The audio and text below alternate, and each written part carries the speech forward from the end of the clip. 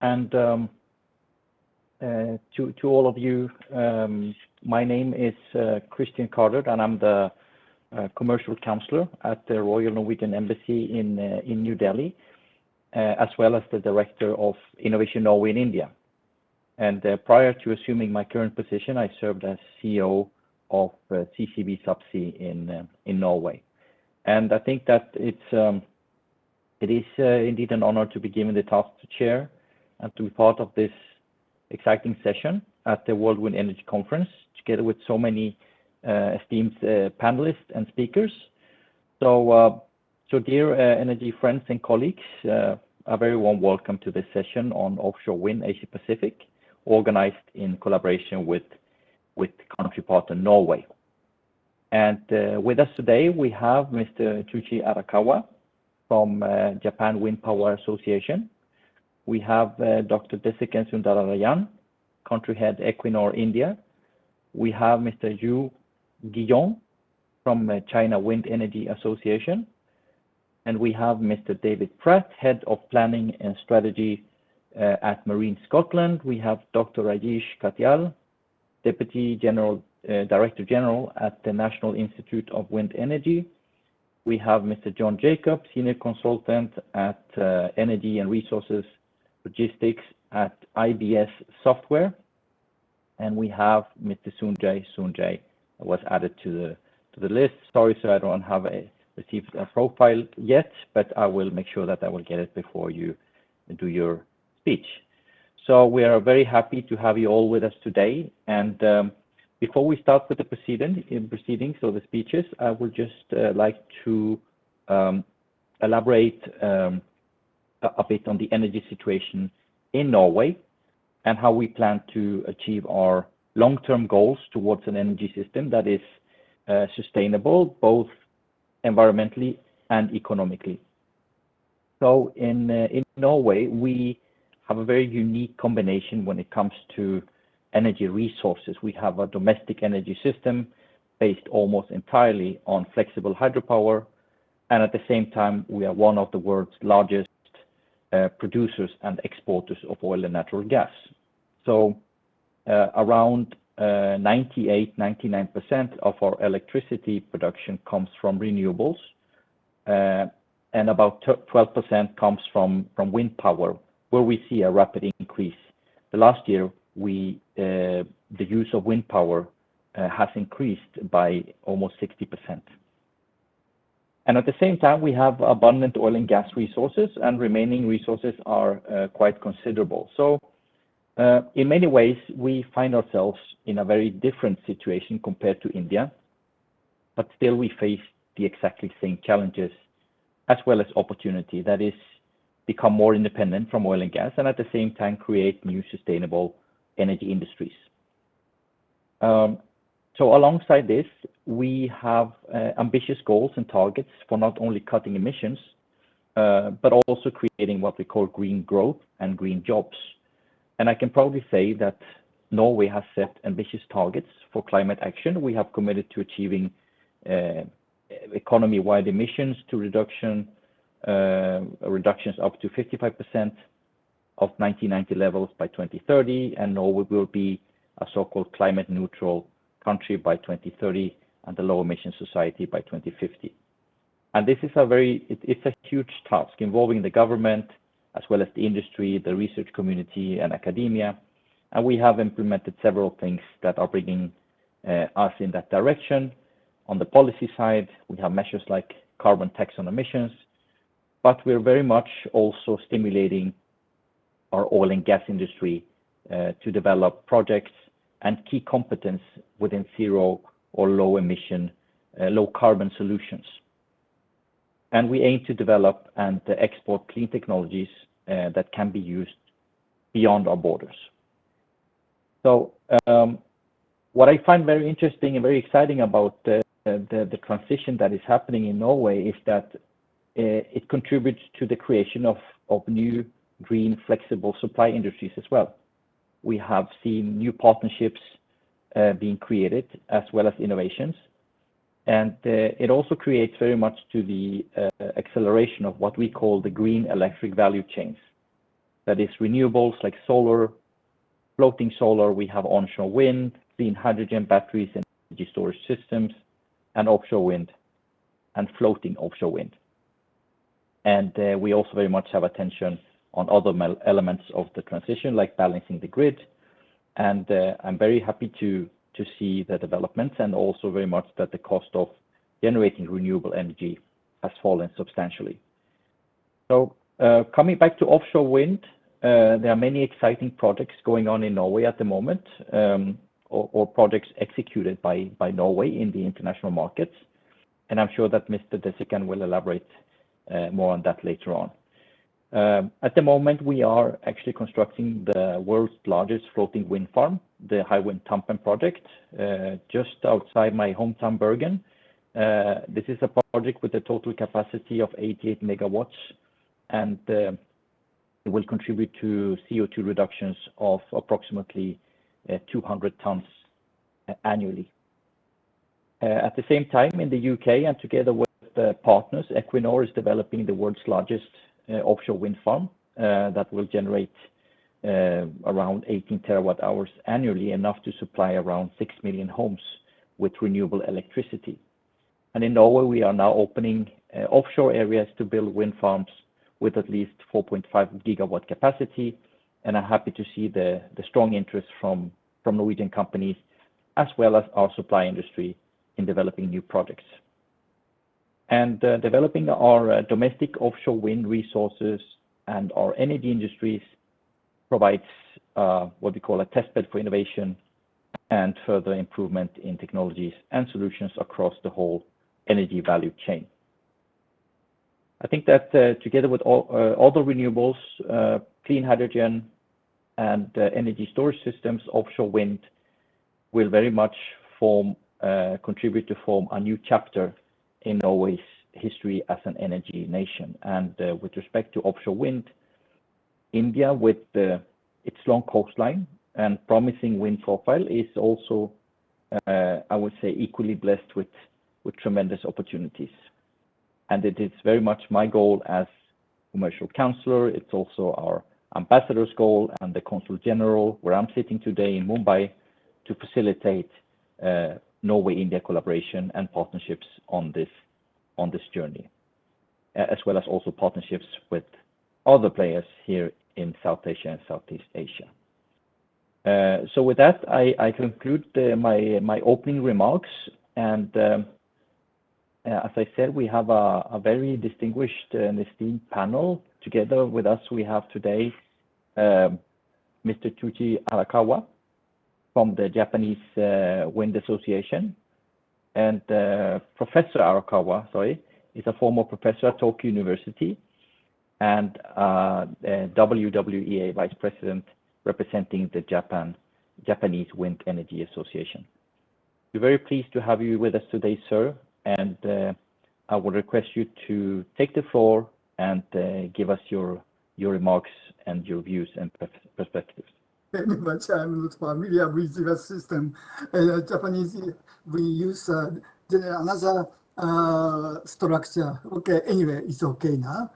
And Japan was a leading country of wind power in the former 20 years. But now we have the only wind power capacity 44 gigawatt, 20th ranking in the world, against to the world wind power capacity more than 700 gigawatt. It's very small. Of course, we had a big disaster of earthquake and nuclear power plant. But after 2011, the increase of the wind installation is very small. We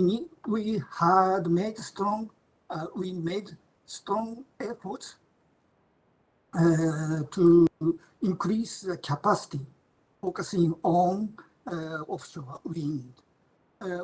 Step by step, the government also makes strong efforts to extend it. As you may well, we have the big capacity of the offshore wind potentials. And this figure shows the potential of offshore wind to the total demand of electricity. You may well, the European Union has a big size of the offshore wind. The second is the United States. We have the third position of offshore wind. The demand is very, very small here. It's 10 times of potential of offshore wind to the electricity demand. Very large potential. We need to use this potential. Of course, we have already some experimental project for offshore wind. This time I'd like to focus on floating offshore, something like that. It was this is a first experimental project of the floating type, spar type, around 10 years ago, when in Norway you had another big project, High Wind 1. So of course this is also one success story, and this project is selected now as the first offshore wind farm, including bottom fixed wind farm under the new act for general sea area. This is a good success in Nagasaki Prefecture, Nagasaki area. We had another big project of deep offshore, so-called Fukushima project. The government, they paid around 20 billion Japanese yen. It means 700 million US dollars. Huge cost. But unfortunately, now all turbines have been moved now. Of course, this is a floating station, small size of semi-sub fault. This is a 7 megawatt with sea engine of very interesting wind turbines. Another 5 megawatt advanced spar, but this is a kind of semi-sub style. But unfortunately, the initial design was not so good in my sense, of course, in my sense. So sometimes turbines had some troubles, and sometimes they had some, what shall I say, severe stress to the floater. So finally, for the time being temporary, we have already moved these offshore wind turbines. But these experiences will support us to extend the new technology of offshore wind. During the Fukushima project, we have another project of offshore, deep offshore. You can see the three areas in the offshore. This is a fixed bottom area, shallow water. This is a standard floating water, floating area more than 100 meters in the depth. But sometimes we need to focus on the medium size, 50 to 100 meters. This is a similar size for our area. So the government are preparing another project, so-called Hibiki project. It's a kind of a barge type. So this is, of course, this comes from the French project, Frogen project. In France, they have constructed the concrete for the floater. In Japan, we prepared a steel floater. So we need to compare the performance each other in the future, but this is a typical version of barge style or deep offshore. Yes, last month I made a visit to the project site in Kitakyushu city. You can see very beautiful landscape of two blade systems here. But anyway, they are now checking the reliability, and maybe in the end of the next month, they will start a full size of operation for the exact evaluation. Anyway, we are very eager to develop deep offshore. Of course, we have some technology of the bottom fixed one. And now the government has a good target of the offshore wind. JWPA, Wind Industries Group. I belong to JWEA. It means academic group. JWPA industry group suggested the new target to the government. The government finally followed their idea. 10 gigawatt by 2030, 45 gigawatt by 2040. And in future, 130 gigawatts, something like that, by 2050.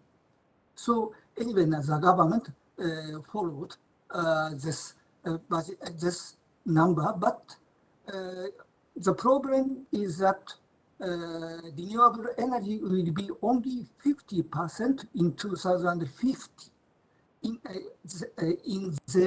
the government idea, against more than 80% of renewables in European countries. And for the time being, 50%. It's a big problem. For example, the very old target 6 years ago was just 1.7% in the wind, but because the government has just changed the new target to 5% by 2030. But the total capacity is just around 38%, not 50, not 80%. It's a big problem in my sense. Anyway, we have the big potentials in the northern area. In the map, Tokyo is located in the center of Japan, so we need to transport electricity to the center of Japan, Tokyo or Osaka area from the very far away. We need to arrange the grid connections. So, for example, furthermore, we have another problem. In east part, we have the 50 hertz currency. In the another part, 60 hertz is very difficult to combine, connect each other. Anyway, now the government has some plan to combine the Hokkaido big island to our main island with direct drive high, what shall I say,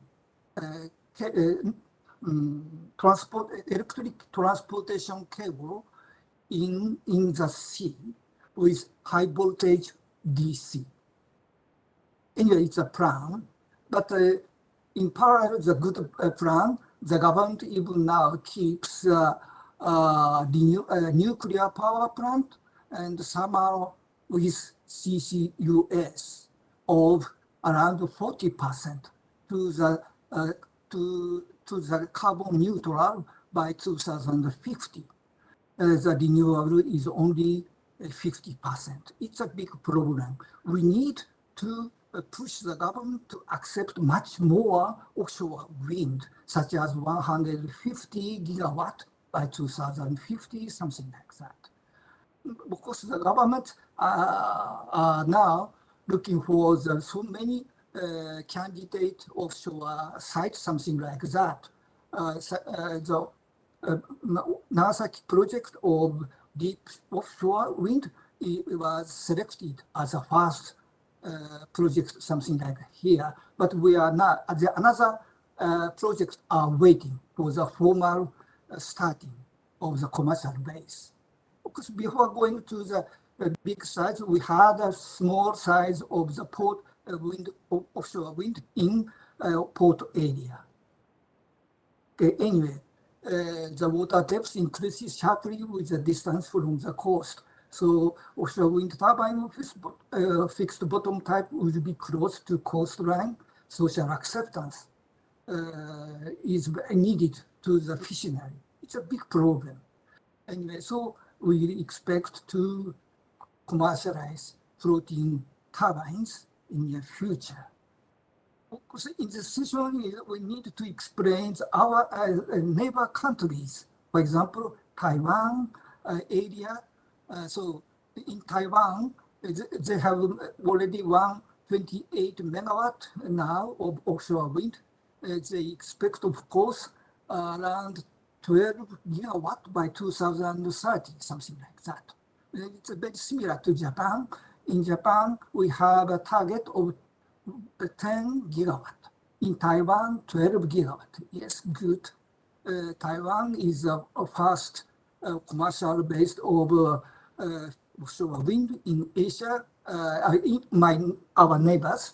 The South Korea has a very similar one, now 142 megawatt, but they have the big target, 92 gigawatt in 2030, including 48 gigawatt floating offshore wind. So these information is stimulating us Japanese to boost our offshore wind. Anyway, conclusion. Now we should propose challenging roadmap of wind power with big number of reasonable cost of offshore wind. We should cooperate with local people fishery for the development of ocean energy. Otherwise, there is some possibility for the government to expand nuclear power again for the carbon neutral in Japan. But anyway, we need to have a big international collaborations to develop a future offshore wind. Okay, thank you very much for your kind attentions.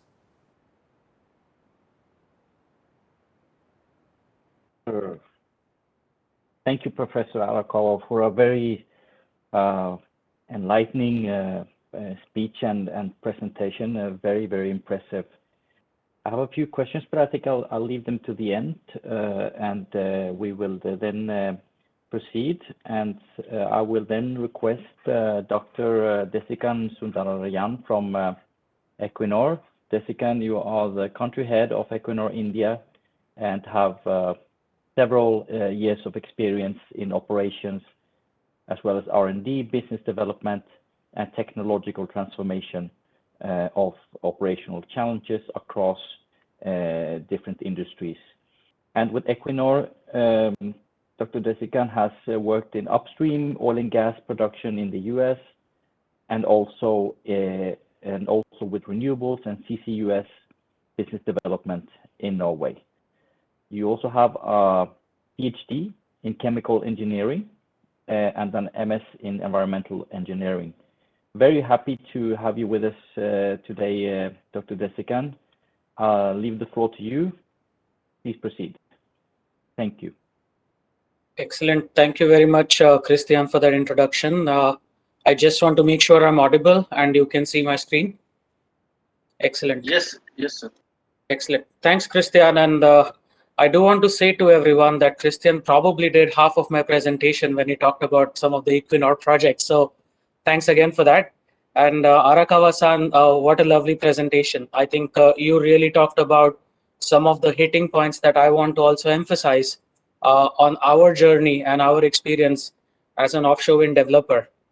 So before I get into the meat of the presentation, so to speak, I just want to share a little bit of insight about my company. I think we are fairly known for offshore wind globally, then probably we are for oil and gas. We are a state-owned entity, started the company under the brand name Statoil, State Oil, and repositioned ourselves as Equinor a few years ago as we move away from being a oil and gas major to becoming a broad energy company with a global presence. I don't want to talk more about the numbers that are on the slide. They can be found everywhere. But I do want to share one thing though. I think the story of Equinor and the energy industry and what it actually did for the transformation of the society and the opportunity for the society in Norway is a remarkable story. And I do believe that as offshore wind becomes more pertinent in areas where oil and gas resources haven't been discovered in the past, I think there is potential for similar journeys for many developing societies where offshore wind is in plenty, right? So there is, in some ways, history to be rewritten here. A little bit about the company. We have announced net zero by 2050, both scope 1 and 2, and also scope 3 for our equity emissions. And one of the clear pathways for us that we see in order to achieve net zero by 2050 is to expand our investment in renewables. The pie chart that you see on the bottom left here shows where we are in terms of our capex allocation to the renewables growth from 4% to 12% over the last 1 year. And we have pledged to commit 50% of our active capital allocation towards renewable by the next decade or so. With a clear interim target of $23 billion in capex between now and 2026. We believe that a great portfolio with a good balance of legacy oil and gas assets, high quality oil and gas assets, and high quality offshore wind and onshore renewables asset will allow us to generate a good shareholder return of at least or about 12% on the rate of return on capital that we expect to deploy. Before I get into the offshore wind segment and talk more, I really want to talk about decarbonization of the energy systems. And Honorable Minister, Mr. Gadkari, mentioned the emphasis or emphasized the need of a variety of fuels, including biofuels, renewables, natural gas, LNG in transportation sector, and what have you. And before we get too excited about renewables, and we all are, I think it's also important to appreciate at the same point, at the same time, that molecules is the backbone of our energy systems globally today. In a country like India, for example, 80% of the energy still comes from the form of molecules. So while electrification with renewables is extremely necessary in order to build a baseline or base load of renewable energy over the next decade or two, it is also important to develop robust, sustainable, low carbon solutions where we think actively towards the symphony that Mr. Peter Ray talked about, right, between renewables and the existing systems. So this is a chart that I like to show. Offshore wind, onshore renewables, and oil and gas in a low carbon form. Every single piece of technology has the role to play as we start decarbonizing the energy systems of the future.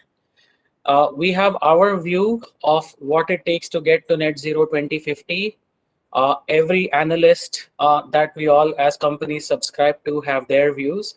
And what we have done is really compared Equinor's rebalance view, which is more of an ideal case scenario, with the IEA's net zero view.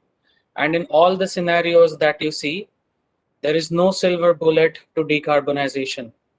Oil and gas will have a role to play, but electrification is a non-negotiable. And the amount of renewables as we get towards 2050 is slated to grow exponentially. And there's a clear reason why, right? If you look at the graph that we show here on the right-hand side, the cost of solar has come down tenfold in just the last 10 years. And I think the success that we are seeing in countries like China, US, and India especially is remarkable, right? The amount of installation that the world has seen in the last 10 years clearly shows that scale matters. And the scale is one of the important ingredients to drive the cost down. Technology is another important ingredient to put the cost down. And capital discipline and competence building, where we do these things more repetitively and more efficiently, also helps in bringing the cost down. So just as solar costs have come down, onshore wind costs have come down by about 50%, and so have offshore wind costs, right? I won't look at the graph on the left, but that's just to again emphasize that renewables will grow. I'm not going to get into details here, but I think this is just to give you guys an idea of the scale and complexity of things, right? As we move from onshore to offshore, the complexity of the projects start becoming more and more challenging. As the previous presenter also pointed out, as we go into most of the wind areas around the world, the water depths start increasing substantially the minute you're away from the shore. And that's when floating technology becomes even more exciting. And there's a good analogy between the experience that oil and gas companies with offshore experience and bringing that experience and competence into the offshore wind segment. I won't talk much about this. I think you'll probably see this particular graph at least a couple of hundred times over the next 3 days in 50 different shades of offshore wind. But I think the one point that I want to make here is the potential is clear. There's a huge amount of potential for offshore wind to be realized across the world. And the scale that I talked about, which helps drive the cost down, and the energy security aspect for a lot of energy hungry nations which are net importer of oil and gas today, offshore wind can be a significant game changer in not just reducing the import bill of oil and gas, but also improving and bringing competence, bringing supply chain, and elevating the quality of life over the decades to come. Again, as the previous presenter also pointed out, there's an immense amount of floating potential which needs to be realized and costs need to be driven down. Regardless of who we believe here, there's only one way for offshore wind to go, and that is upwards. And we are starting to see action time in almost every auction that we are participating in as a company, be it in Europe or be it in US or be it in another part of the world. But there's a clear place for offshore wind as we go towards net zero 2050. Now, if we just look at Europe a little bit, it's an extremely interesting place. What I'm trying to show here is the potential for more than 60 gigawatts of offshore wind coming in the North Sea area, in the peninsular region that we are showing here, between Norway, UK, Denmark, and Poland and others. The potential is tremendous, and Christian pointed out in his introduction the potential that we're seeing in Norway, for example. But Europe clearly is becoming a hotspot for offshore wind development with some of the largest projects coming up. And why is that happening now? I think a couple of factors as we move from Europe to Asia is to leverage the learning curve on price discovery mechanisms, subsidy or market-based mechanisms for different mechanisms of value creation from an offshore wind asset. And more importantly, the scale. I think the scale is driving the cost down here. So as we move the offshore wind cluster from Europe and bring that competence towards Asia, where the first generation of projects in the likes of South Korea, China, Japan, potentially even India coming together, I think it's very, very important to leverage the policy framework and the learnings from there to here. There's a good amount of infrastructure that also needs to be developed. And I think there's good learnings that we can draw from Europe. But clearly, Europe is poised to grow. I just want to drill down a bit further into the North Sea area a little bit. As you can see here, it's an extremely busy place. All the red dots here are existing oil and gas installations.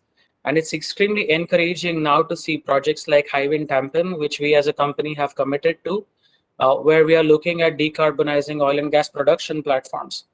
There's plenty of gas available on site for combustion. But I think it's projects like these that are important test beds where we are testing a piece of technology complementing to another piece of technology that has been in production for years, where we are completely eliminating any kind of CO2 emissions from oil and gas production. So it's projects like these that are going to be extremely exciting.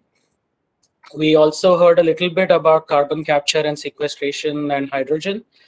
New value chains are also being developed in the North Sea.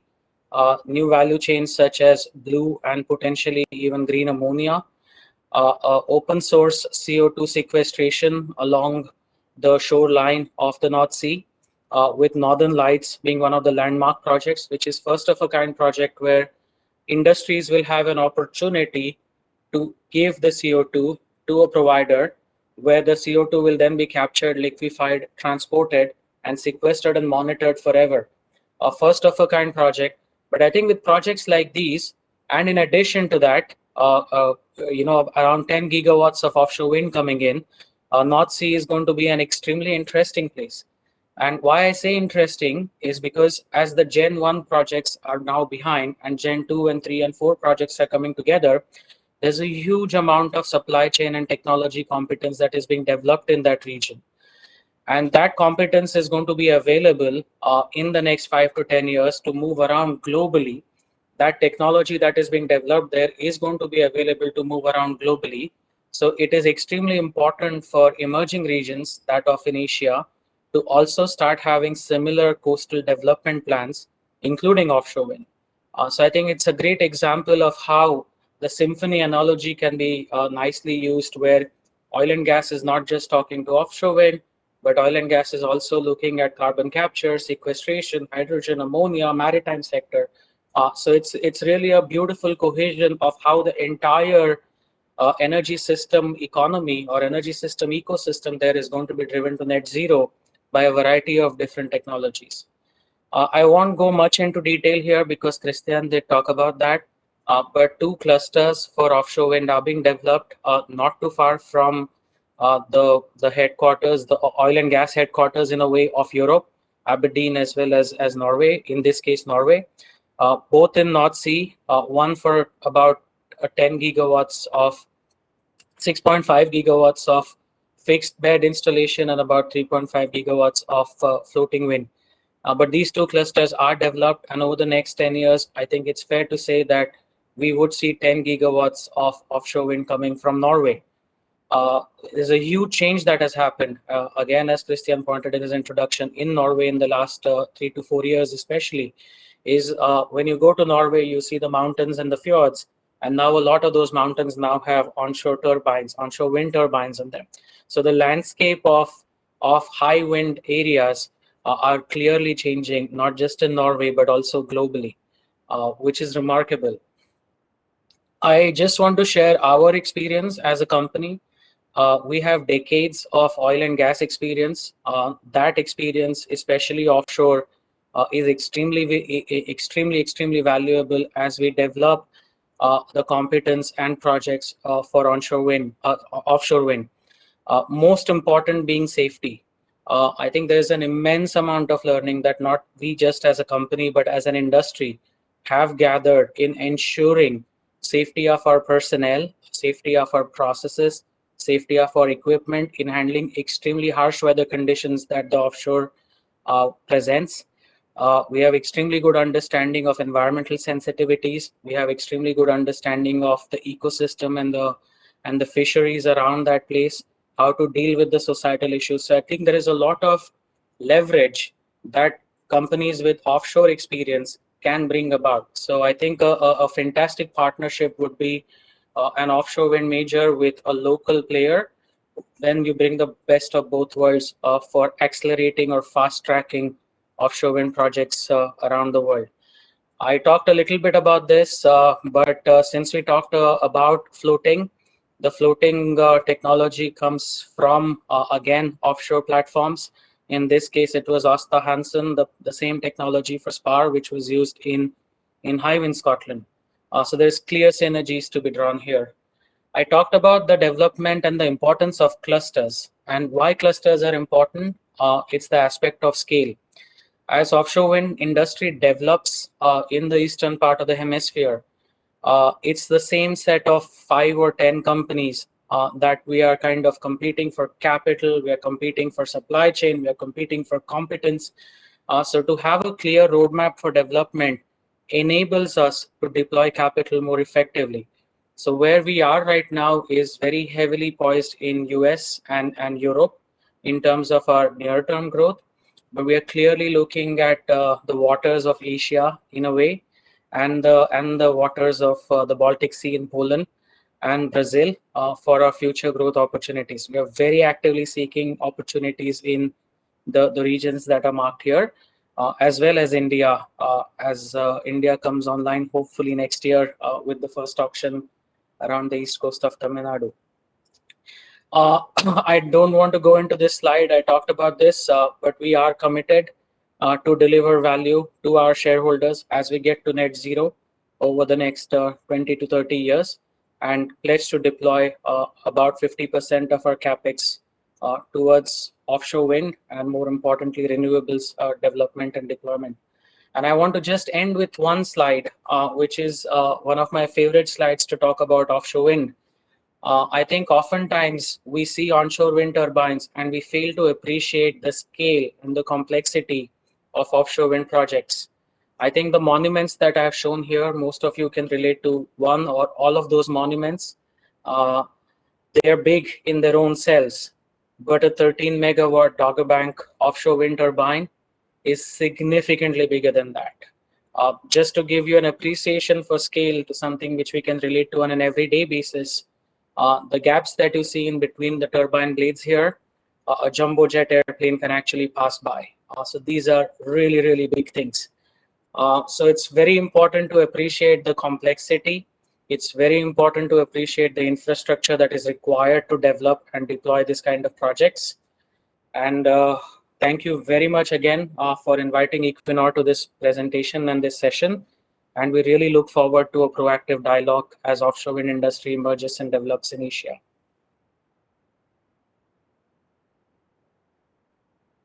Thank you so much, Desikan, for an excellent presentation and speech, which pretty much covers what Equinor is doing and has been doing for quite some time already. I know that you have to leave shortly, so you will be excused shortly. But can I just ask you one question before you go to your important meeting?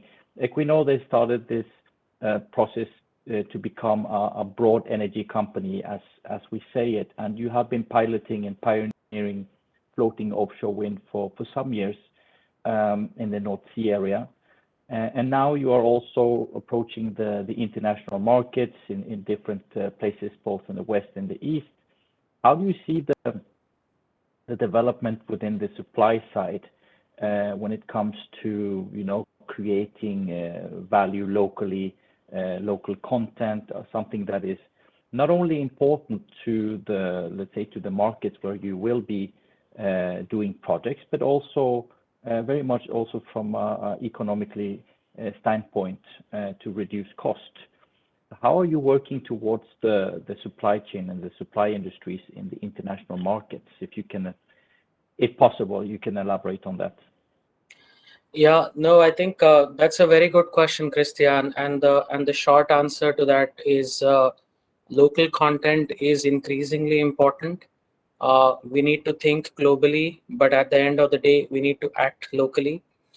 We have learned that from our oil and gas operations, especially in the African region, Angola, Nigeria, to name a few. It's extremely important to build local competence. It's extremely important to build reliance on local supply chain to execute projects more effectively, and not just cost effectively, but also efficiently in time. So as we move towards offshore wind, in areas where there's intrinsically a lack of supply chain, because the industry just hasn't been there, we get in very early dialogues with the supply chain, turbine developers and other suppliers. And quickly enough, there is interest from the suppliers also to establish local presence. I think there is a lot of strong competence available in the Eastern Hemisphere as well, which is very, very keen to learn new technologies, to get onto new projects and stuff. And that's why I said, it's when offshore wind comes to a new country, for example, it's where the best of both the places meet. The investing country, where the technology and the competence resides, but also the receiving country, where the assets are going to stay for life. And then that competence is not just going to be beneficial for that one industry, but in everything that the country does, as we saw in the case of Norway, 50 years ago. That oil and gas experience was instrumental in shipbuilding. It was instrumental in building of roads, and so that the competence is so easily transferable, and that's what we expect to achieve and hope actually that will happen in places to come. Excellent. Thank you for a very good answer again, a very enlightening presentation, and an excellent description of how you see things and how you work towards the international markets as well. So thank you very much, Desikan, and hope to see you again soon. Sure. So, Thanks. thank you very much. So next up is Yu Guillaume from the Chinese Wind Energy Association. Mr. Guillaume has been working with the Chinese Wind Energy Association since many years, in particular being in charge of market analysis and publications. And a very warm welcome to you, Mr. Guillaume. The floor is yours. Please proceed.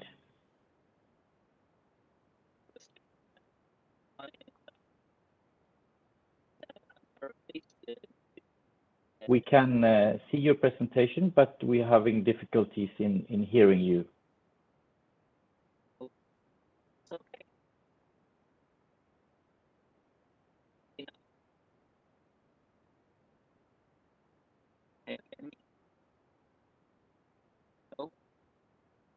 I think there are some network issues here because Can you hear me now? Yes, now I can hear you. Yeah, it's better. Thank Yes. you. Very good. Yeah, thank you, Christian. And I'm very pleased to be here today and to introduce Chinese offshore wind market very briefly. And since yesterday, I have attended another session and introduced the Chinese overall wind power market. And so today I am mainly focused on the offshore wind. And first, this picture shows the total installed capacity of Chinese wind power, including offshore wind and onshore wind. So by the end of last year, the total installation exceeds 290 gigawatts, and with 54 gigawatts newly added. So it's still another record high year for the past year. I think this year may be a little bit slowed down. It's going to be, as our predict, is going to be about 45 gigawatts for this year, because the subsidy ended, and so here is 1 or 2 years transition period. And in terms of the offshore wind, last year we still have a record high year, since the Chinese offshore wind, not like onshore wind. So offshore wind supply chain is not as mature as the onshore wind. And so it's also an emerging sector in China, and only it emerged within the recent 5 years. So we see last year we have almost about 4 gigawatts new installation, so makes the total installation of offshore wind is about 10 gigawatts in total. And also, so far we have the biggest market in terms of installation capacity in the world, and a little bit higher than the UK's market. And so for the layout of the offshore wind, because China has quite a long seashore, and from the very north Hebei and Liaoning province to the very south to Guangdong, Guangxi, and Hainan provinces.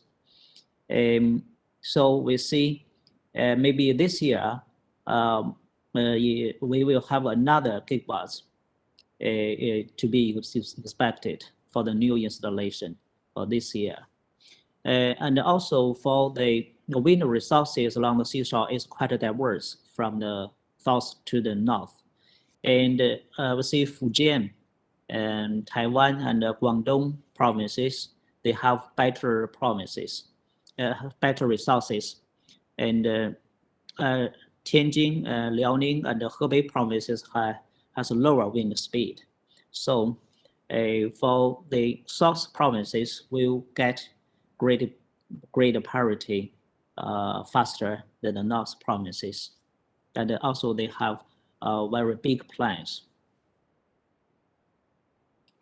And so in terms of the wind resources, the China shallow and deep water wind resources, in terms of technological development volume, we mean by technological development, we mean we have except for the eco protection zones and other military uses and other fishery uses.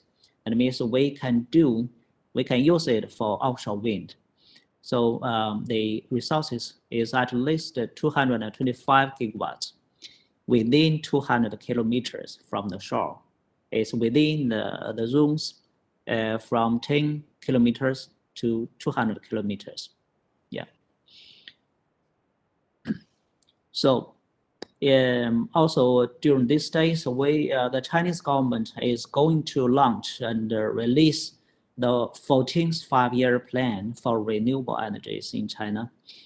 And from these plans, we will see in the next 5 years, offshore wind power installation capacity will be at least 30 gigawatts. So that means in average, there will be 5 gigawatts or 5 to 6 gigawatts per year during the next 5 years. And also, just now as I said, the Chinese supply chain for offshore wind is not quite mature like the onshore wind, but the overall technology and the supply chains is just developing and progressing. So last year we have installed 10 megawatts wind turbines, and in this year the new wind turbines with a single unit capacity of 16 megawatts has released during our Beijing CWP, and like China Shipbuilding Industry Company and Guangdong Mingyang Industry, both companies has introduced 16 megawatts units turbines. So we also have the biggest ones at the same level with the other bigger companies in the world. And it's going to be installed, of the prototype, going to be installed by the end of this year or the early of next year. And also we have the first floating wind pilot project in Chinese waters. The water not really very deep. It's just about 30 meters for now, because it's just a pilot project, and preceded by 3 Goddard's company with the Mingyang's turbine of the capacity of 5.5 megawatts. Not pretty big. They just want to testing and to collect the data and to modify the turbines for today. And also in Guangdong, we have built the National Offshore Wind Power Equipment Testing Center. They can do the test and the certification for the full length of 150 meters blade. So all the testing and other technical facilities is also developing. So as you know, the Chinese central government subsidy we're going to be expired from the next year, from 2022, and both onshore and offshore wind will have no subsidies from the central government. So some provinces are expecting to release the local subsidies. And so far, we only have Guangdong province has the local subsidies for offshore wind projects, and for the first 3 years. And so far, there is no indication for any other provinces to release their own local subsidy policies. So they still a challenge for the Chinese offshore projects to get the revenue ratio as required. So for today's cost of the Chinese offshore wind is almost a double in terms in comparison with the onshore wind. So for the leverage of the cost, we'll catch up with the coal-fired plant. We call it grid parity, about 230 if we take the business as a euro model for today, and allowing it to rate grid parity about 20 to 28, around 20 to 28 to 2030. But if we have take the right measures, like this picture shows, we will bring the offshore wind projects to grid parity, the timeline as early as to 2024 or 2025.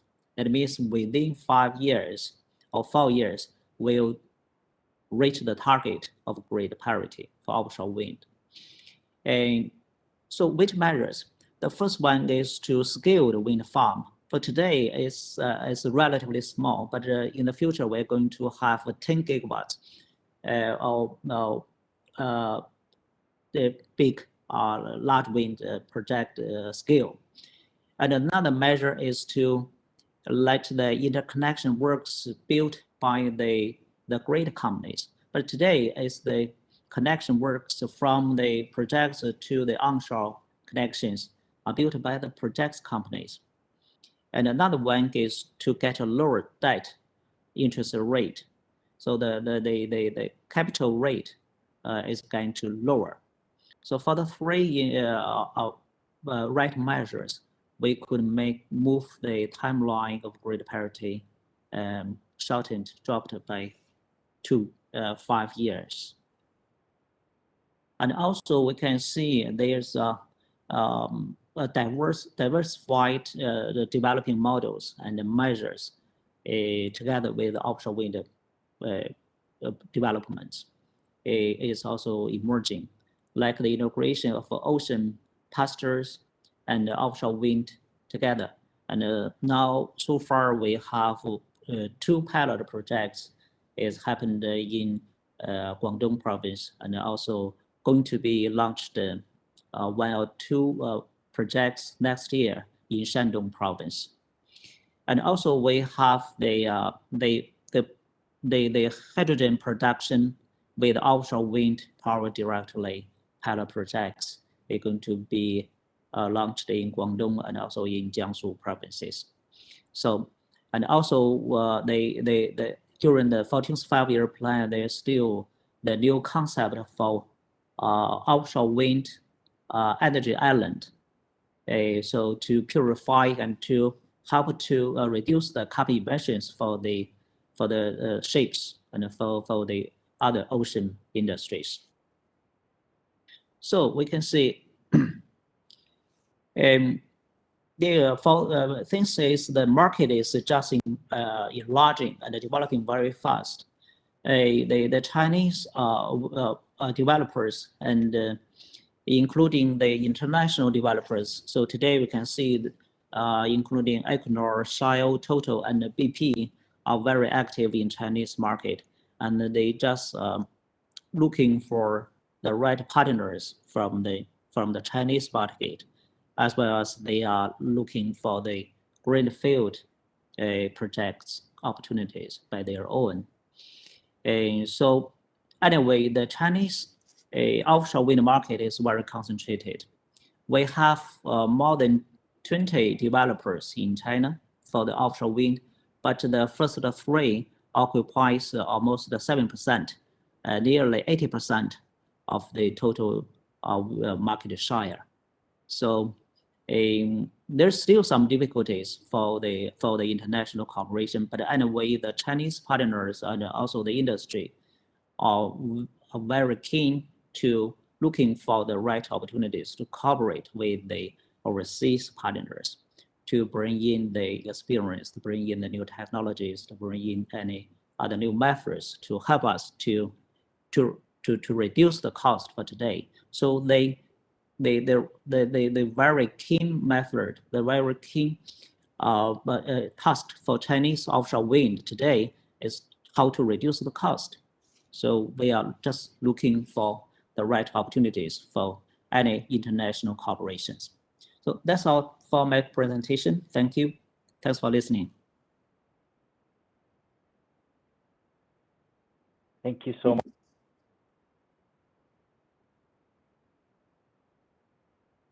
It is it's really impressive to see the scale of the projects in China, and as you said, scale is of course something that will have a big impact on the cost. So in many ways, it is also a test bed for the developments of technologies as well as solutions. So yeah, so look forward to follow the developments that are brought by China. Thank you very much. So since we are a bit short on time, like I said, I will leave some questions for the end, and we will let the speakers step forward. And next up is Mr. David Pratt. David Pratt is the head of planning and strategy at Marine Scotland, the Directorate of Scottish Government with responsibility for the management of Scotland's seas. His role involves oversight of a number of Scottish Government marine planning initiatives, including the Maritime Marine Plan, the National Marine Plan, regional marine plans, and the development of sectoral marine plans for offshore renewable energy. A very warm welcome, Mr. Pratt, and look very much forward to hear you. So please take the floor. Thanks for the opportunity to present here today. I'll just give a run through of the planning process that we have in Scotland. And this is how we've went about developing offshore wind. Can you see the slides okay before I start? Yes. Right. Looks perfect. So what we're going to discuss today is obviously who Marine Scotland are, the role of planning and seabed authorities, our approach to identifying areas. And then this is focused on just the level of change that's going to take place in our seas because of offshore wind development. How we engage sectors. We spoke about fisheries in Japan. Fisheries are a prominent stakeholder in Scotland as well. And then actually some of our initiatives and what we're involved with just now. As a bit of background, Marine Scotland is part of the Scottish Government. It is responsible for the management of Scotland's seas, and we are an integrated planning and licensing and science authority. To that end, if you're an offshore developer, you deal with Marine Scotland in terms of getting all your permits for construction. What my team is involved in is the kind of front end of that, where we're identifying areas for development and areas that actually are then leased off by another part of the kind of Scottish public sector.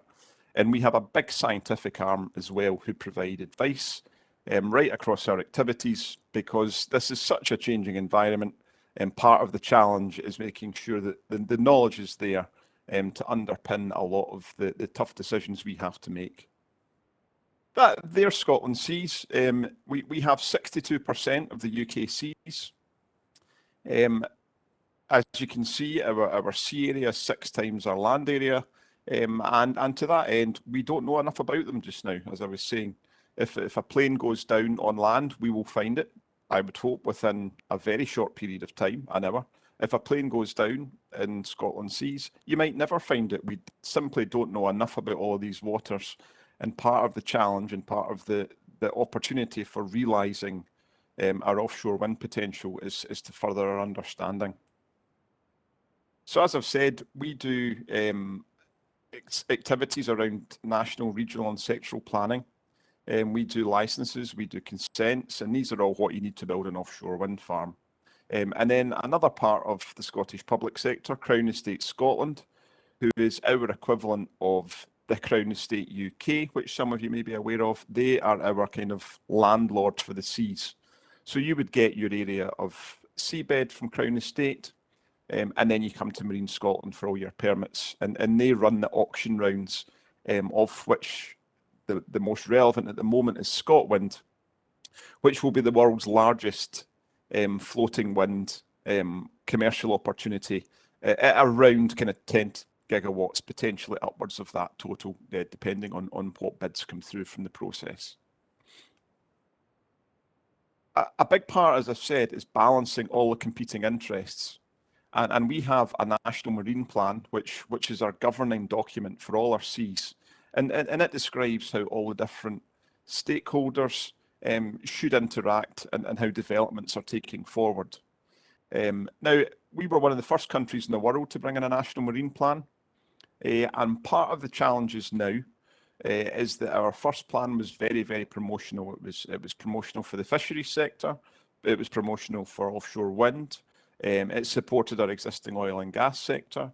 It promoted environmental protection. And the challenge now is that we are turning to the marine space in such a big way for food, for energy, that we're running into conflict.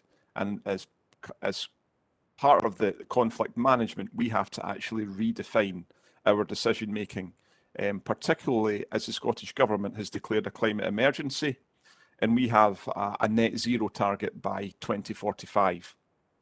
And so there's quite a firm footing with which we need to start managing our sea area going forward to try and meet some of these big overarching goals. This is a sectoral plan and the process that we go through. And what you see before you there, it's different from the National Marine Plan in that we have to take this forward to identify areas for offshore wind development. So we start off looking at scoping. Actually, we have probably around 1,000, 1,500 data layers, which are manipulated in a range of scientific methodologies.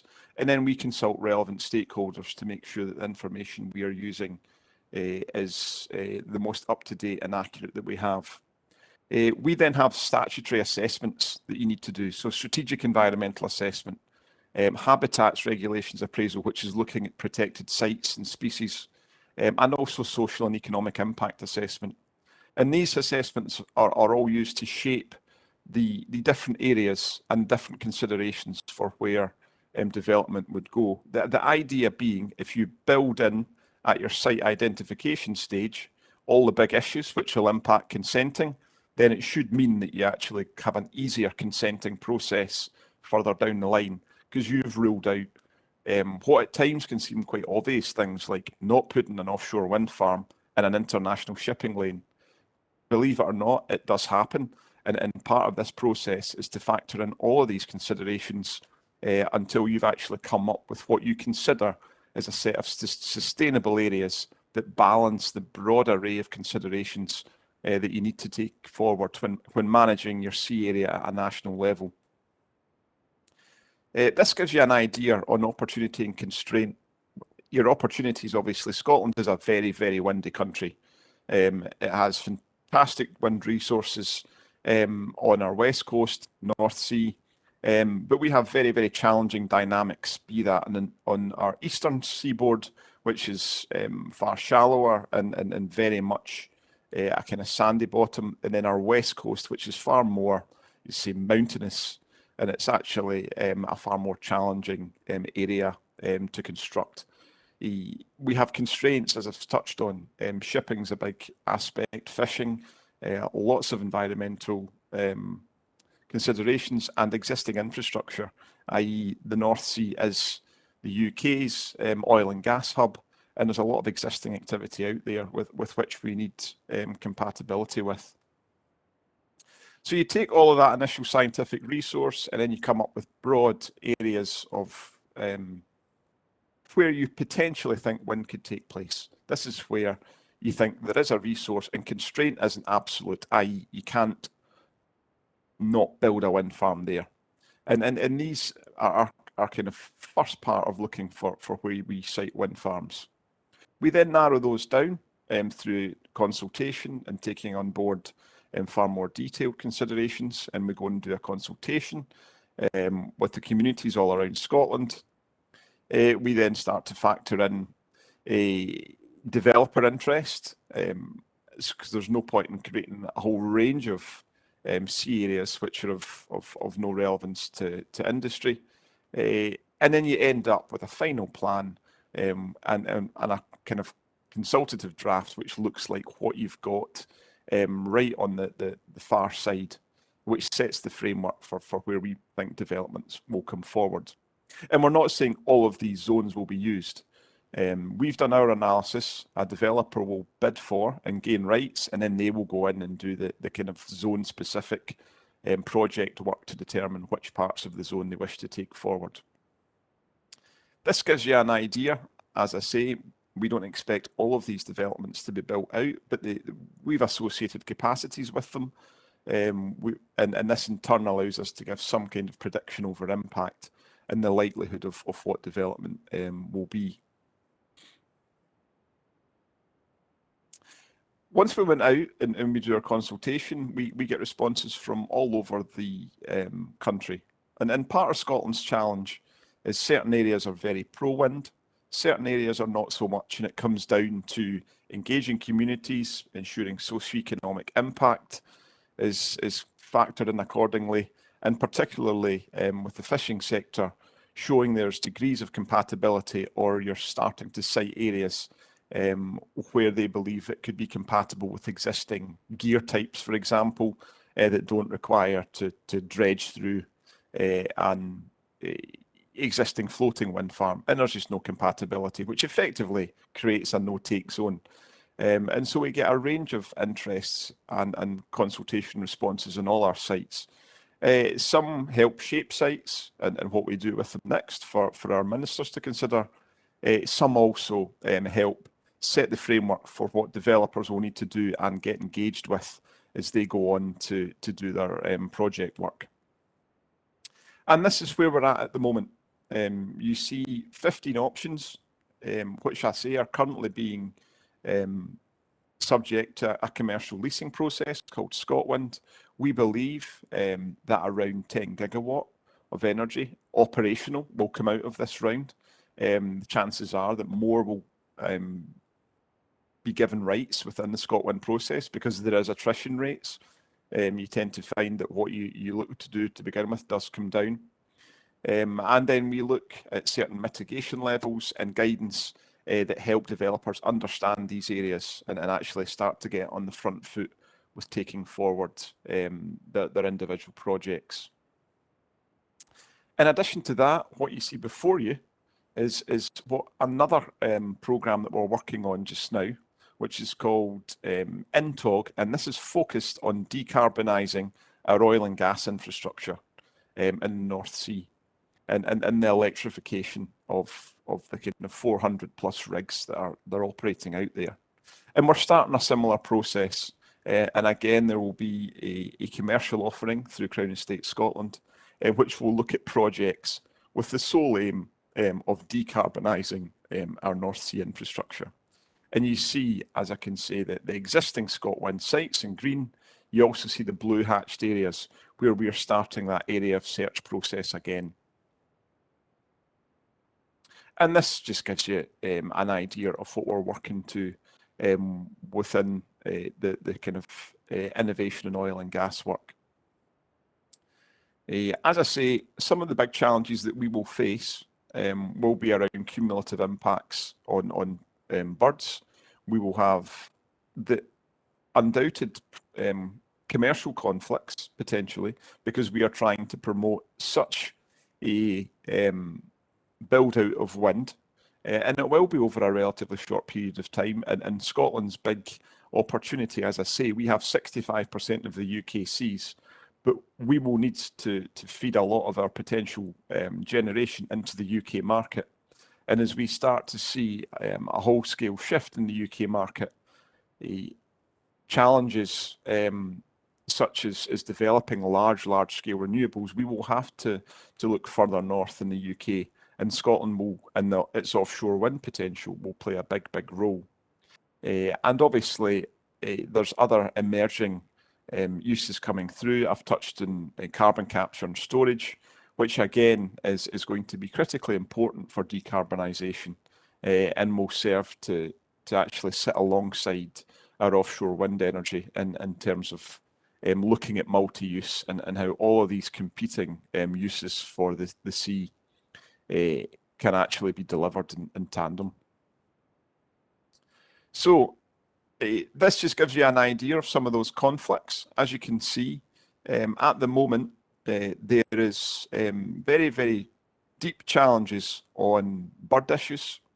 And we've spent a long time in the court system in Scotland with one of our key stakeholders in and around the potential impacts of offshore wind. And it just highlights, as you can see, this is the protected species kittiwake.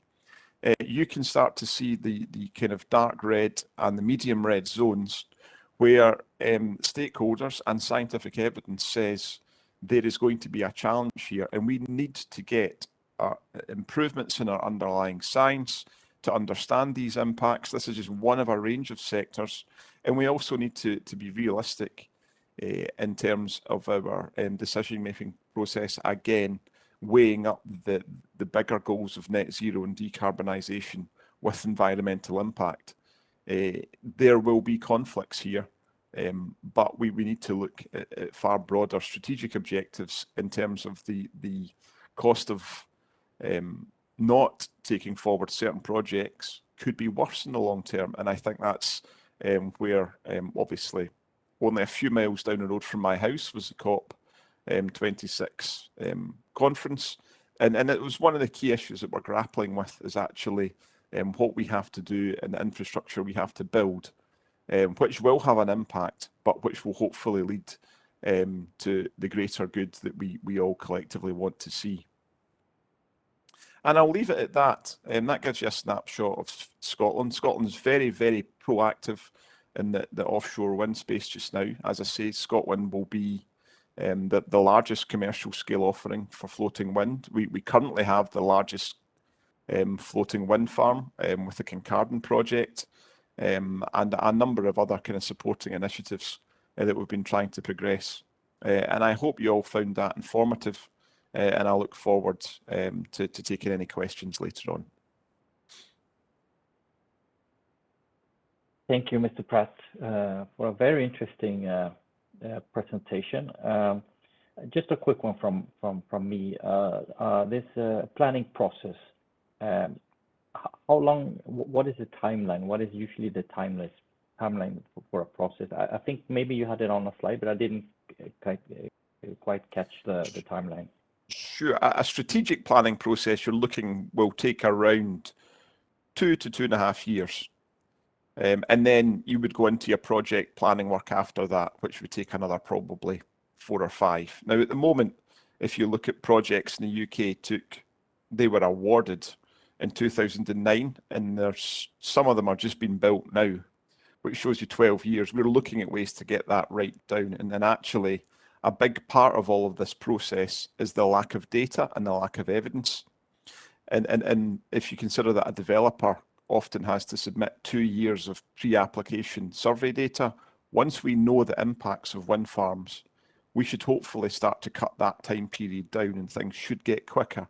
But again, as I was saying earlier, it all comes down to knowledge, science, and getting what we need to know in place to enable all of this work to come forward quicker. Yes, no, because I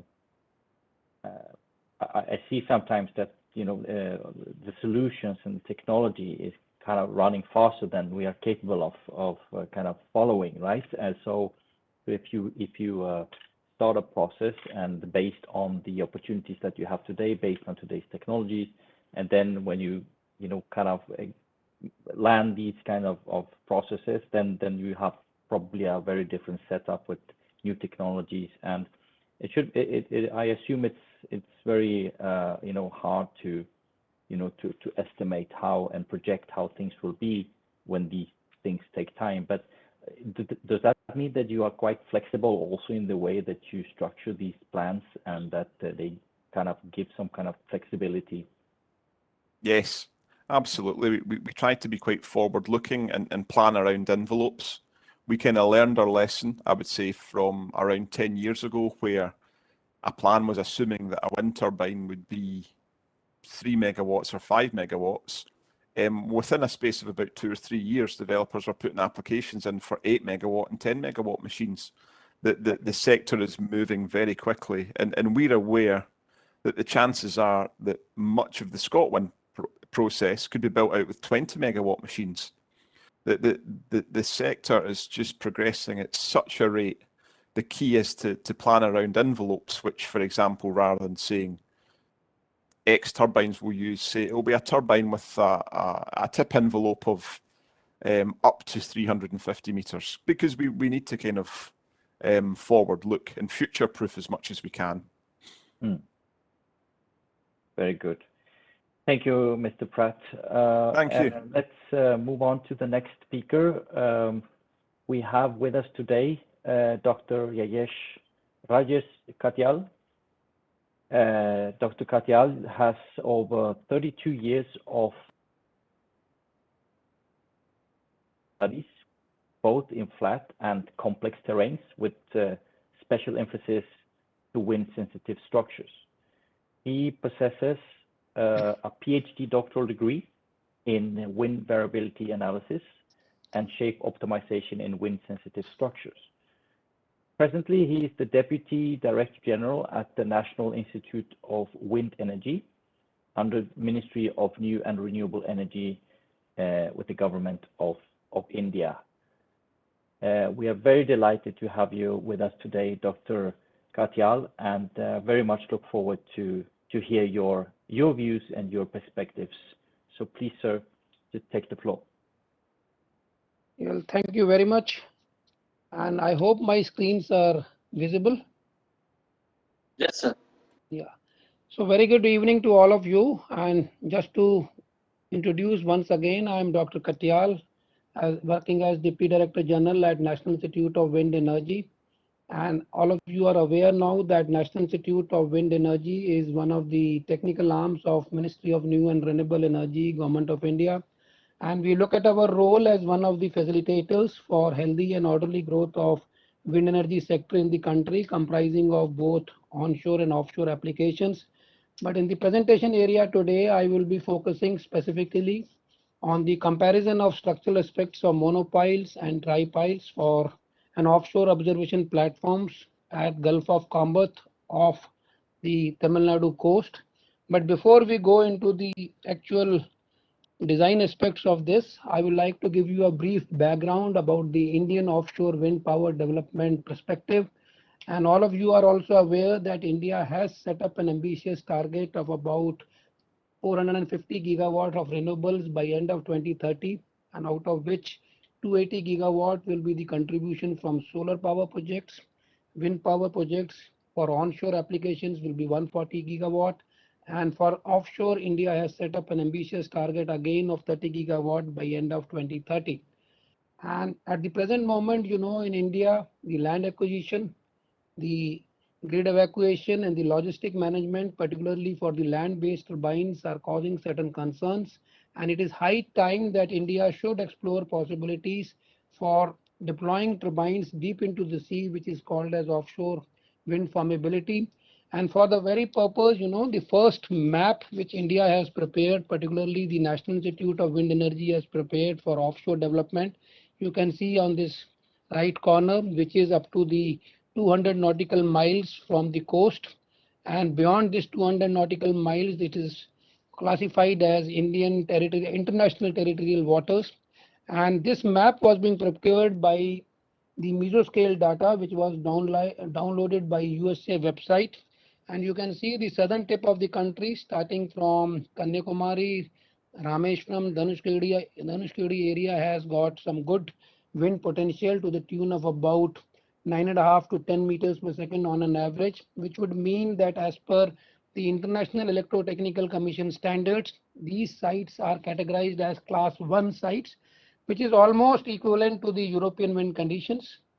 And when you move little bit towards the western coast of Gujarat, the winds are rather modest, and they are to the tune of about 8 to 8.5 meters per second. And that indicates that these western coasts are categorized under class 3 wind speeds as per international technical standards. And when you further move toward the elevated hills of Goa, Kerala and Karnataka, the winds at the first 100 meters are very, very less, and which would mean that it is something not very, very attracted to attract offshore wind farmability. And for that very purpose, you know, moving forward, the National Institute of Wind Energy has already identified these zones for our offshore development.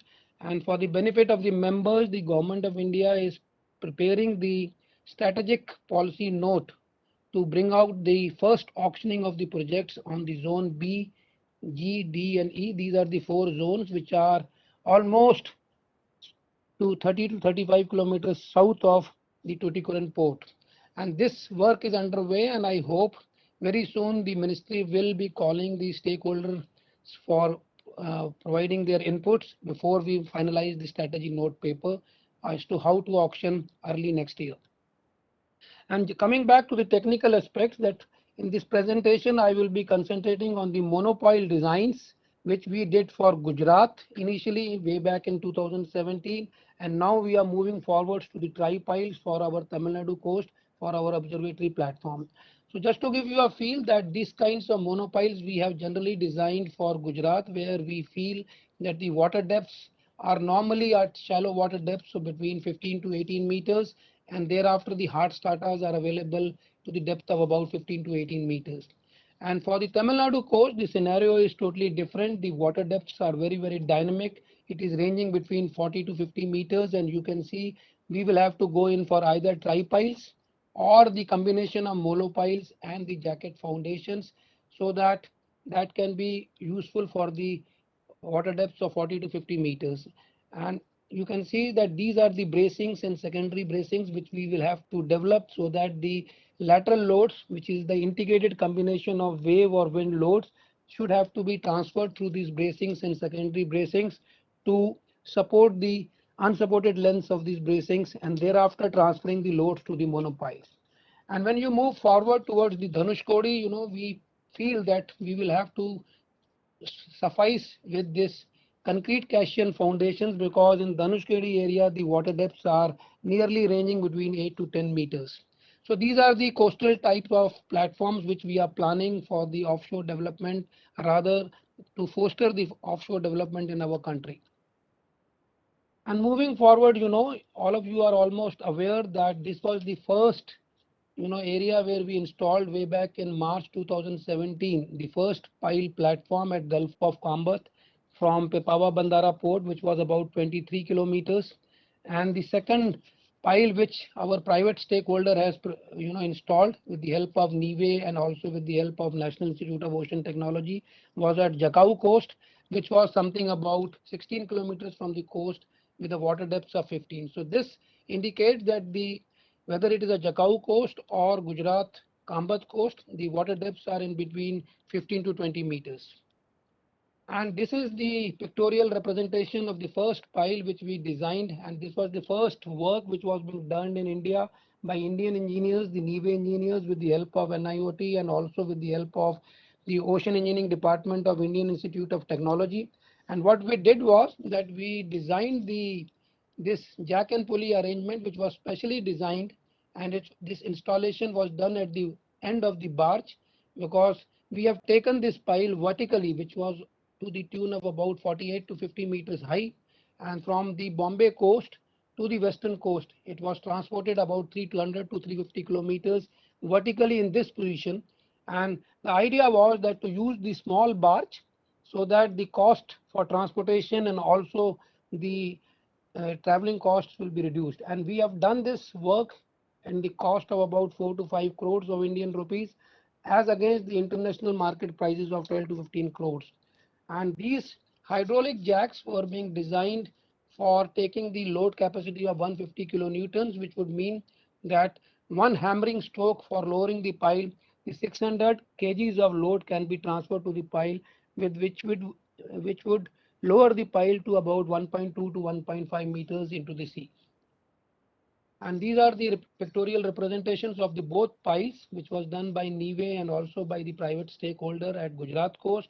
And you can see these were the platforms where we have installed this LiDAR, which we procured from VQ V2 from Leosphere from France. And then these 2 years data have been done, and I think everybody is aware we have already published these data in the public domain for the benefit of the stakeholders.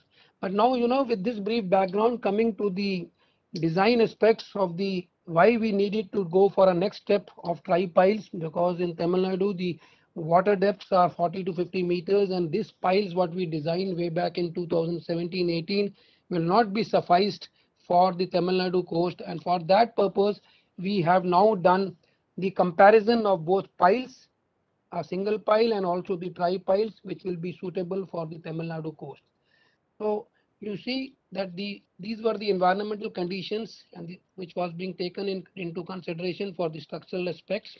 The water depths at this particular zone, at zone B of Tamil Nadu coast, was about 41 meters. And we have taken the wave heights from the wave atlas, which has been prepared by National Institute of Ocean Technology, which is one of the Government of India labs in the country. And they have prepared these waves, you can see, for a retrospective 20 years, these water waves. And in this particular zone, proposed site, it goes from 0.9 to 1.2 meters on an average. And these were the, monthly variations of the waves. These were the 10 minutes average, and finally we have also done for quarterly averages. And the wind speeds, you can see the predominant wind speeds are west to southwest, which would mean the turbines has to be aligned perpendicular to west and southwest directions. And the basic wind speed which we have taken as per the Indian Standard Codal Provisions IS 87 Part 3, which indicates that the Tamil Nadu coast, the basic wind speed has to be designed for 39 meters per second by multiplying the constant parameters, which as per Indian standards we call it as K1, K2, K3 and K4. By K1 we mean that it is the risk coefficient, how important the pile structure is, and based on that we pick up the values from the codal provisions. K2 is the terrain and the topographical factors. K3 is the structure size coefficient, and finally, because Tamil Nadu there are cyclone prone, so K4 value is being taken as the cyclone factor, which we normally add 15% to the lateral loads, which is due to the combination of both cyclic wave and the wind loads. And then, we have also designed this particular pile and tri-pile by using the Indian Standard Codal Provisions of 1893, which is basically for earthquake, and the method which was being used was for this pseudostatic coefficient, force coefficient method was being used for calculating the earthquake forces. So with this environmental conditions, we have taken into consideration the loading patterns, and the load patterns was the dead load. You can see this is the gravity load which is being implied by creating the dummy members by using the SAC software, wherein this pink color load which I am showing is only for the observatory system, which was to the tune of about 0.6 tons, which was applied at the center intersection of the dummy members. And then the live load was being considered as per the IS 875 Part 3, which was 5 kilonewtons per meter square. Wind load I have already explained you with the 87 Part 3. And then we have taken the wave load based on the wave atlas. We have taken the extreme wave conditions, and then using the simple Morrison semi-empirical formula, we have calculated the wave load, and then we have also done the pile soil integrations. And then the final load which we have also taken is the berthing load, because whenever we are putting the observatory platform on these piles, the barge or the boat which will come and strike, it normally strikes with 15 tons of displacements, and that has to be also considered or factored in for the loading conditions for designing the piles, which was being done as per the Indian Standard Codal Provisions 4651 Part 3. So these were the various load combinations, and the worst case scenario was being taken for designing both piles and tri-piles. And then moving forward, the NIWE has also done the actual geotechnical investigations at these locations of Zone B. And you can see we have done as per international standards from the mean sea level up to 60 meters. And we found that from 0 to 7 meters, it is the hard weather rock in the coast of Tamil Nadu. And then moving forward from 7 meters to 50 meters, it was silty sand. And then again from 40 to 50 meters, it was clay silt, and coming back to silty sand from 50 to 60 meters. So by sum up, we feel that the area is under silty sand, and we have also measured the soil forces or the stresses which will be developed along the periphery of the piles, which we call it as skin friction. And we can see that this was to the tune of about 8 kilopascals up to the 25-meter depth, and when you go up to 60, it becomes constant up to 30 kilopascals. And similarly, the end bearing. By end bearing, we mean that the soil resistance which is being offered to the tip of the pile, which was to the tune of about 300 kilopascals at the depth of about 360 meters. So with this actual geotechnical studies, we have taken the soil parameters, and with that we have determined the soil stresses, the shear stresses, and the bearing capacity, which will provide useful pointers for designing the the pile foundations. And coming to the configurations of the substructures, we decided that we will go for monopile, what we did for Gujarat, and then we will also improvise our pile designs to tri-piles and then try to compare the structural aspects and feel which way it will be better by keeping all other parameters constant. So what first we tried with the monopile, where we found that the diameter is working out to 2.5 meters all around to 80 meters depth, because above the mean sea level we have taken 10 meters of the pile. From mean sea level, here the water depths are 40 to 42 meters, and then the pile has to be rested at the hard strata up to 30 to 35 meters. So put together, this pile was being designed for 82 to 83 meters total height, with the overall thickness of the pile with 65 thickness. And similarly for tri-pile, we have designed the special jackets, and by jackets was being done with these bracing members for 5 meters from the bottom and also 3 to 4 meters from the top. And the idea was that this will act as the guiding factor for lowering the piles on this, so that the buckling effect of the piles will be reduced, and we will be using a 5-meter equilateral triangle to use this. And with this we are we have reduced the depth of the soil to 15 meters as against the 30 meters to rest this pile, and the total height of the pile was reduced to about 55 to 58 meters as compared to 80 meters. And on the top of it, we have designed a 5-meter platform for housing the LiDARs, the other environmental sensors, the batteries, and the solar panels, for ensuring the continuous uh, measurements for 24/7, 365 days. And the static analysis, extreme analysis, was being done by assuming that the pile and the tri-pile is a fixed structure, a cantilever in nature, with fixed end at the base, and the top will be free. And the compressive stress was found to be maximum at the base of the pile. But in the case of tri-pile, the maximum stresses were at this location, you can see at the bracings. And similarly, we have also done the second parameter, which is very important, is the deflection on the top of the piles, which was also measured and worked out using the software. And we found that for piles, the maximum displacement is 5.76 centimeter, which is much below the allowable deflection, which is prescribed as per IS codal provisions as 21 centimeters. And the major important parameter was the rotation. And by rotation, we mean that on the platform from the horizontal, the equipment manufacturer, LiDAR equipment manufacturer, claims that the rotation of the horizontal platform from the pile should not be more than 0.2 degrees, which would mean if it is more than 0.2 degrees, there will be high uncertainties in the measurements of the wind speeds and the wind directions and other environmental parameters. And for that rotation, we found that in this case of pile, it was hardly 0.09 degrees, and for tri-pile, it was 0.04 degrees. So this means that we were much less than the 0.2 degrees, as has been given as per the technical specifications from the equipment manufacturers of LiDARs. And then we have also worked out the utilization profiles of the pile, which would, by utilization profile we mean what is the actual stresses, bending stresses, because these piles and tri-piles are the case of pure bending. It is being applied for the static load and the bending load. And if all of you of the listeners are from engineering background, and if you go back and refresh your first year of engineering, and particularly the applied mechanics, you will understand that static load is nothing but by P by A, and the bending load is nothing by M by Z. So P by A plus M by Z is the case of pure bending. And with this, the allowable stress which is coming on the piles to that of the the actual stress which is coming onto the piles, and the allowable stress for which it is being designed, is the ratio which is we call it as the utilization profile.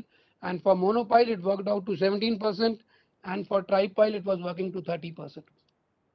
And then, we have also done the static analysis using the soil pile interaction. By soil pile interaction, we mean that this is the pile, and on the periphery of the pile, the soil will always develop some kinds of shear stresses. And we have modeled this pile as a spring members, that these are designed as a non-linear orthogonal springs. And we were interested in measuring the displacement, because whenever you are putting the gravity load or the lateral loads, these springs will get displacements, and that is what we have measured. And with that displacement and the length for which the spring has been inaugurated will be multiplied to give us the lumped force at that particular location of the pile.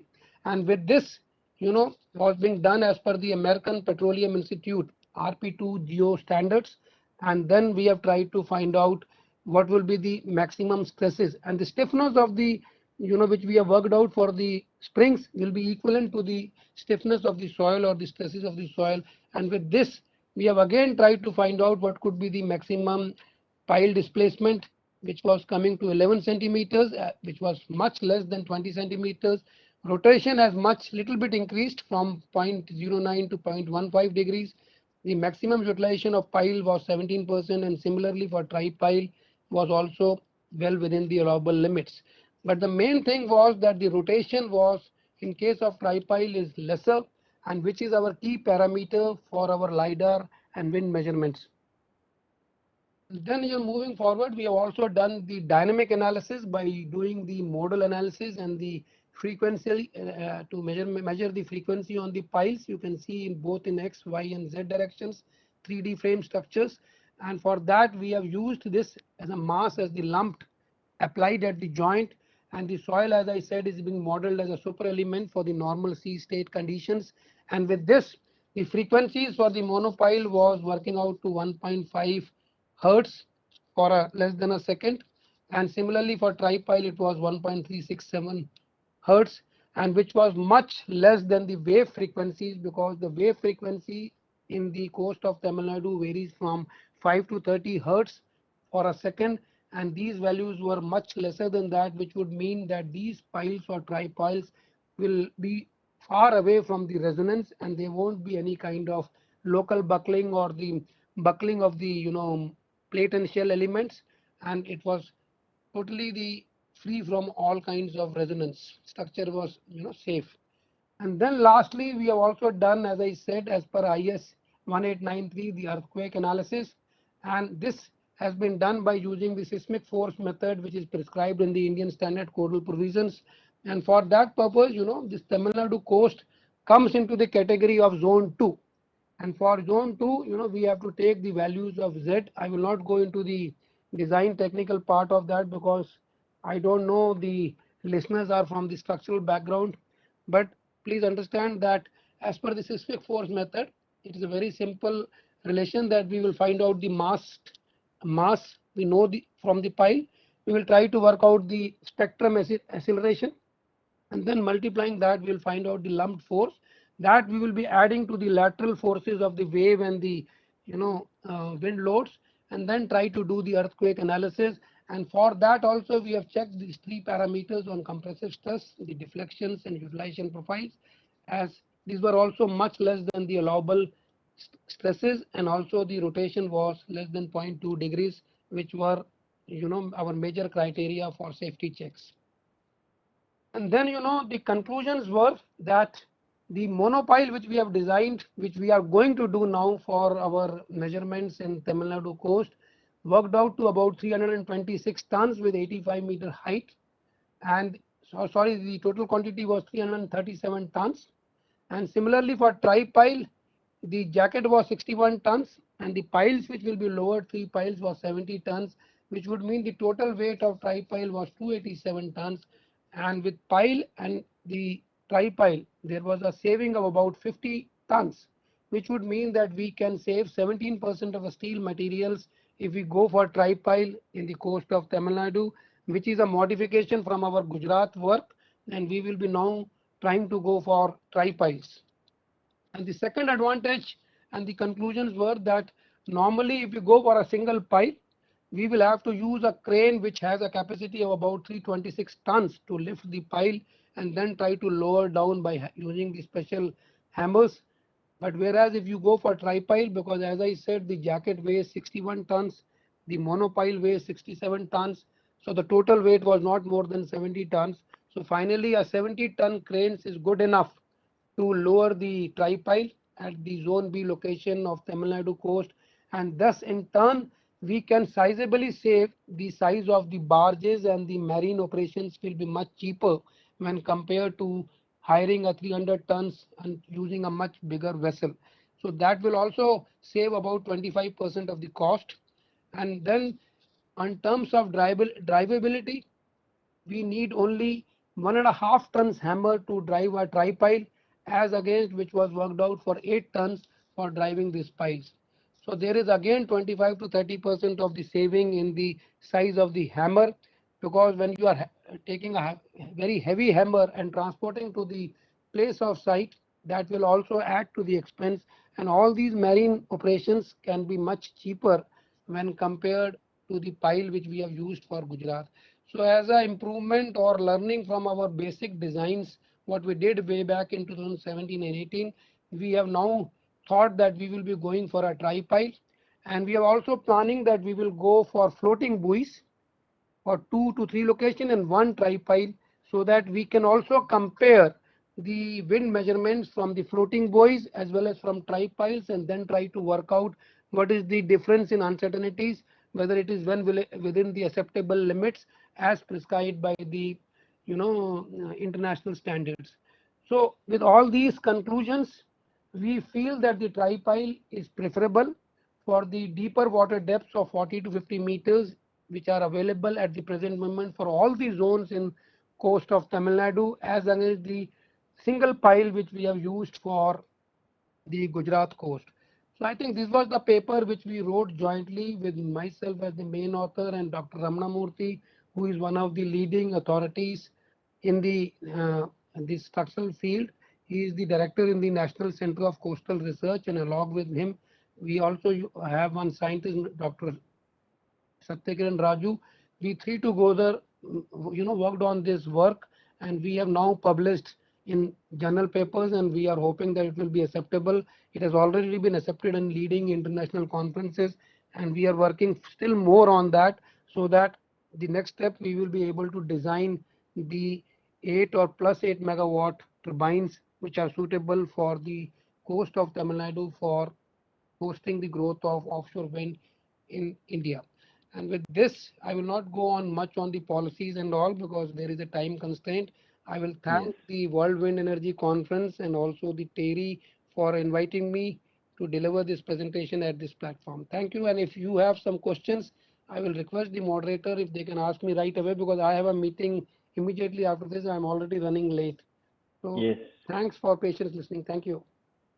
Thank you so much, Dr. Katyal. I know we have some time constraints, but it was very important to hear you through your presentation. I have to say, very impressed by this knowledge-based approach that you have to this, and I hope we can catch up later. This was very, very interesting.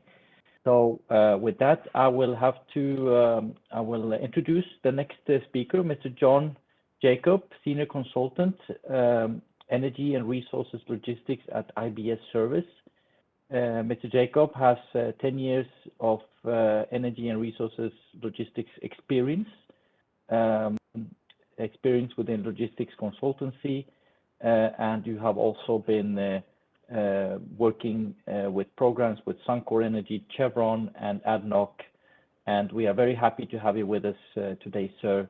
So please take the floor, and we look forward to hear your views and your thoughts on with relation to wind and offshore wind. Thank you, sir. Hey, thank you, Christian. So hope I'm loud and clear. All right. So good afternoon, good morning, and good evening for all the participants joining from the various geographies across the world. And thank you all for joining this session. And thank you, the Energy and Research Institute of India, the World Wind Energy Association and the WWEC 2021 team for providing such a great platform for this presentation. So let me share my screen. Let me put up the presentation. Not to put too much pressure on you, Mr. Jacob, but we have 10 minutes left, and so I just request you to make it as short as possible. Sure, of course. So hope everyone can see my screen right now. I've put it in a presentation mode. Yeah. So let me just skip this part. So again, a quick introduction. Myself, John J. Jacob, I work as a logistics consultant in the energy and resource industry, focusing especially on the offshore logistics operation. And currently, I'm working with a company called IBS Software, which is a leading software provider in the energy logistics domain. So I'm not spending more time here because we have a time constraint. So let me just move on to the topic which I have planned for today's session. So as we all know, this offshore wind has just began to expand, around the world in an exponential rate. And again, this exponential expansion of the offshore, wind business calls for better efficiencies in the logistics operations. So that's what I'm actually working in the logistics industry and in the logistics area. So I'll be speaking on the advantages of introducing a new platform for managing the offshore logistics. So that is what we call it as the logistics as a service model. Due to the exponential expansion, it's obviously a shift in thought, to go towards a new innovative business process in the entire logistics and supply chain disciplines.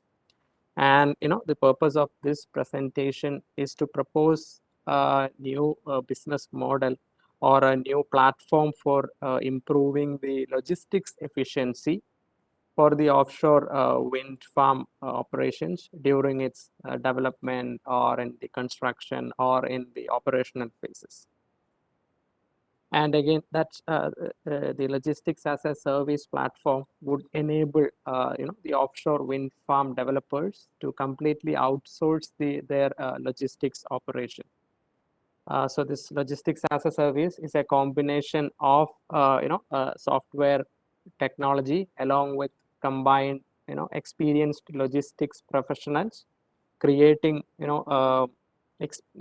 future-proof or optimal transportation solutions for these developers, rather than the developers completely owning and operating this logistics, especially the offshore logistics part.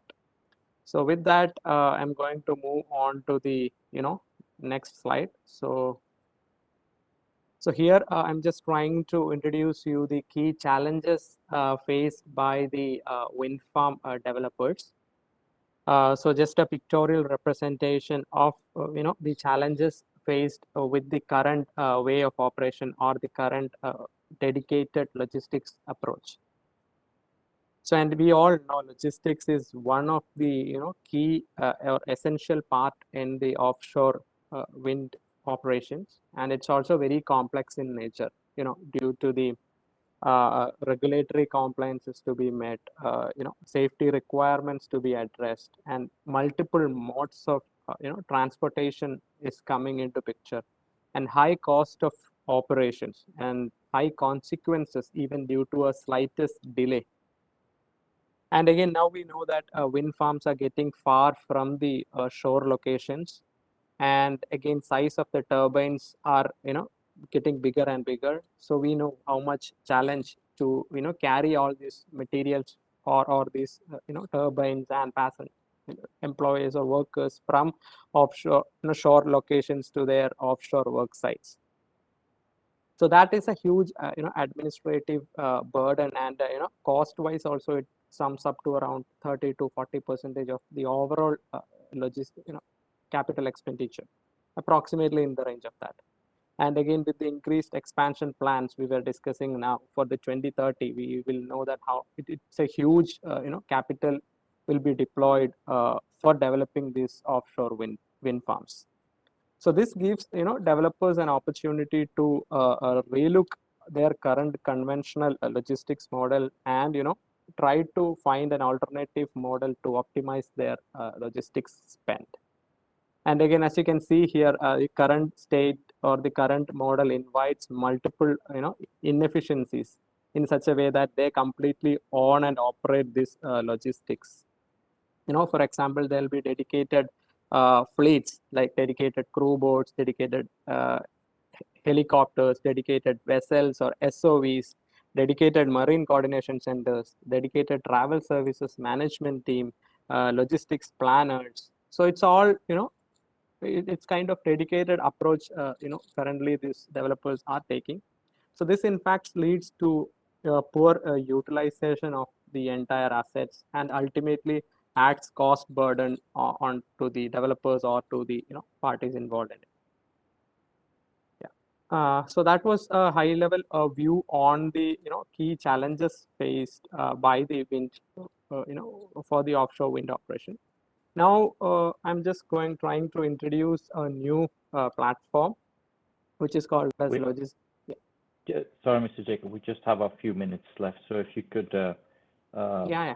and I'm very sorry for that, but I'm getting a lot of push here from the organizers. So please, if you could just make it short, the last couple of slides that you have. I'm sorry for that. Sure. I'll quickly cover this. So, so I just wanted to give a brief overview on the logistics as a service model. What is it and how it operates, and who all are the key players or the key stakeholders involved in the platform. So here, if you can see here, it's a single logistics platform, one end-to-end platform which manages the entire logistics operations. So the value benefits will be high when multiple developers are clubbed into or serviced through a single collaborative ecosystem. And this platform will consist of multiple helicopter service providers, crew boat service providers, with varying fleet capacities, travel services management team, logistics and warehouse management team, the marine coordination center, all, and again a single integrated cloud-based technology platform. And this sharing of fleets, sharing of facilities, and sharing of technology platform could drastically reduce the overall operational cost. And again, this single platform manages the end-to-end logistics activities such as the helicopter planning, crew boat planning, reservations, their bookings, their schedule optimization, the vessel planning, SOV planning, load optimization, and ground handling. All the logistics involved in the entire offshore logistics operations can be managed by the last platform.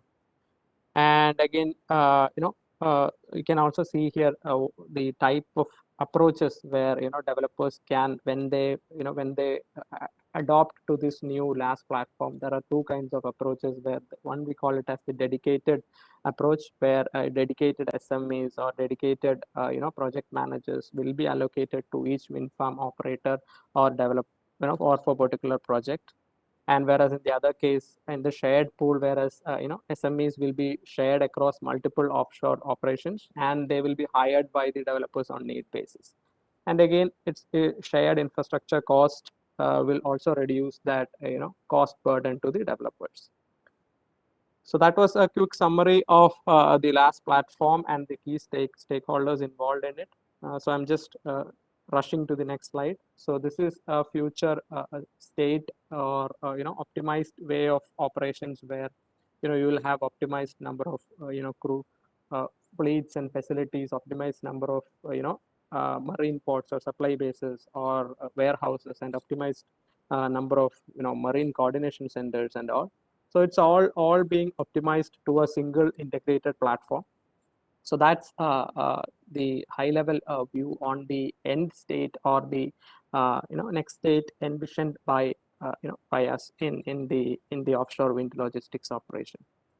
So this slide, I'm not touching onto it since we don't have time. So this gives you a quick overview on the key business benefits which can be achieved. Ultimately, on a very high level, it will drastically reduce the operational expenditure and the IT infrastructure expenditure and the cost incurred due to the spot hires, additional crew boats and vessels which have been procured on an ad hoc basis.